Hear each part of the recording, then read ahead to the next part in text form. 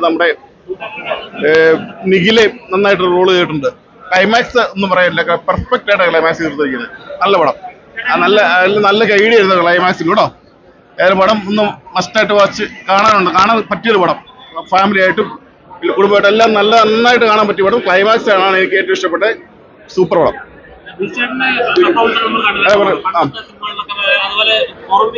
അല്ല, ബിജുവേനന്റെ ഒരു പക്ക നല്ല കഥാപാത്രം കിട്ടി അറിയാലോ. ബിജുവേനൻ അടിപൊളിയായിട്ട് ചെയ്യും.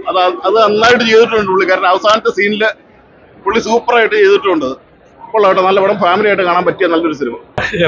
ജീവിതത്തിൽ പ്രണയിച്ചിട്ടുള്ളവർക്കും പ്രണയിക്കാൻ ആഗ്രഹിക്കുന്നവർക്കും കാണാൻ പറ്റിയ ഒരു പടം. കാരണം എല്ലാ തലമുറയിലെയും പ്രണയങ്ങൾ ഇതിൽ കൃത്യമായി പറയുന്നുണ്ട്.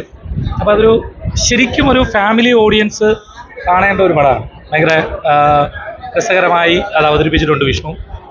ഇത്ര ഗംഭീരമായിരിക്കും ഇതിൻ്റെ ക്ലൈമാക്സ് എന്ന് ഉദ്ദേശിച്ചില്ല. പക്ഷേ ഇല്ലേ, എങ്ങനെയുണ്ട് നിങ്ങൾ കണ്ടിട്ട്? അടിപൊളി ക്ലൈമാക്സ്, നല്ല ഫാമിലി സ്റ്റോറി. അപ്പോൾ എല്ലാവരും പോയി കാണണം തിയേറ്ററിൽ.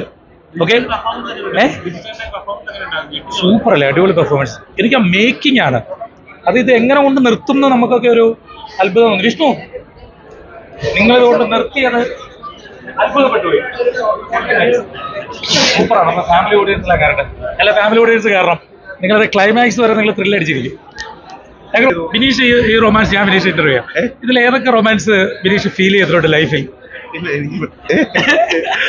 ചേട്ടാ, സിനിമ നല്ലൊരു റൊമാൻറ്റിക് ഫിലിമാണ്. കുറെ നാളിന് ശേഷം മലയാള സിനിമയിൽ നല്ലൊരു റൊമാൻറ്റിക് രസമായിട്ട് തോന്നി.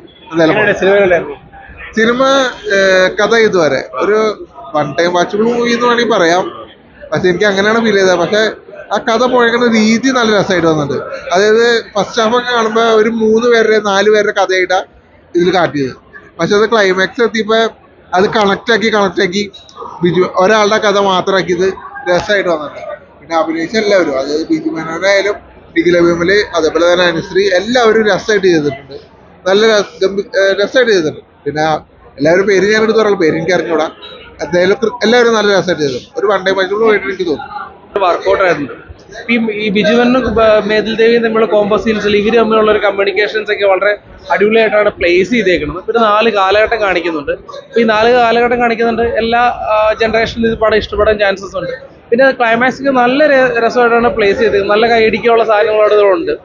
അപ്പോൾ ഓവറോൾ പറഞ്ഞു കഴിഞ്ഞാൽ ഒരു ഡ്രാമ റൊമാൻറ്റിക് ജോണറിലുള്ള പടം തന്നെയാണ്. നല്ല പടം. അതായത് ഈ ടൈപ്പിൽ ഇറങ്ങിയ പടങ്ങളൊക്കെ ടോട്ടലി ഡിഫറെൻ്റ് ആയിട്ടുള്ള രീതിയിൽ മേക്ക് ചെയ്തേക്കുന്ന കണ്ടന്റ് ഉള്ള ഒരു പടമാണ്.